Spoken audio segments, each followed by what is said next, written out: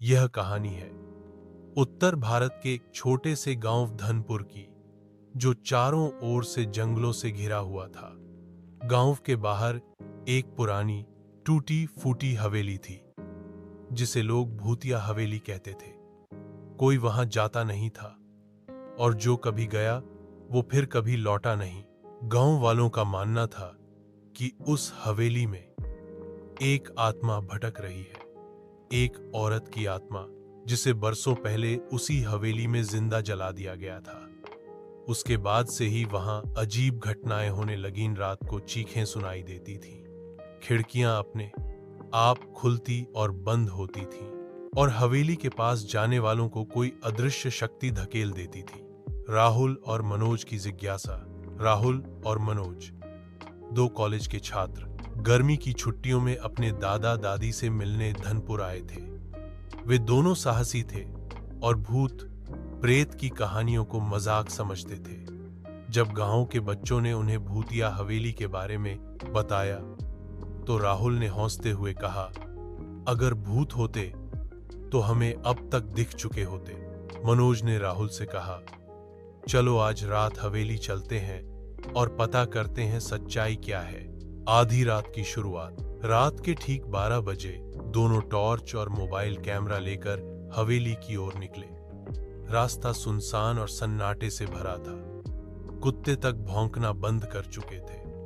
हवेली के दरवाजे पर पहुंचते ही हवा तेज चलने लगी और खंडहर नुमा दीवारों से अजीब सी सरसराहट सुनाई देने लगी। जैसे ही वे अंदर घुसे, टॉर्च की रोशनी धीमी पड़ने लगी। एकदम से कमरे के कोने में रखी झूला कुर्सी अपने आप हिलने लगी। मनोज डर गया और बोला, राहुल, लौट चलते हैं। राहुल बोला, नहीं, अभी तो मजा शुरू हुआ है। अजीब घटनाएं शुरू। दोनों एक पुराने कमरे में पहुंचे, जहां दीवारों पर खून के छींटों जैसे निशान थे।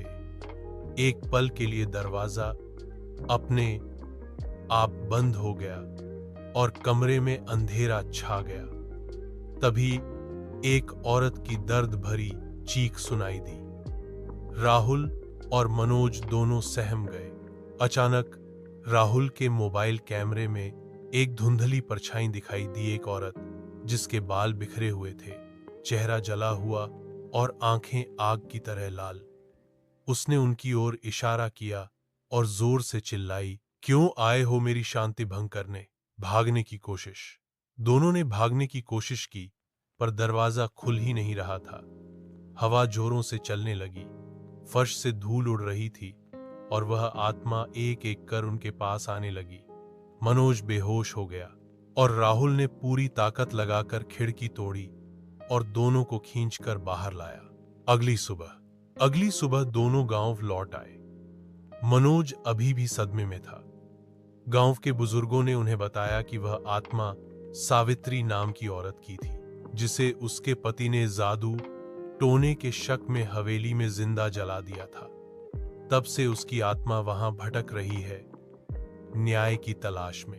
राहुल और मनोज ने वह वीडियो सोशल मीडिया पर डाला, पर अजीब बात यह थी कि वीडियो में कुछ भी नहीं दिखाना वो औरत, न हवेली की आवाजें, मानो सब कुछ सिर्फ उन्हीं के लिए हुआ हो।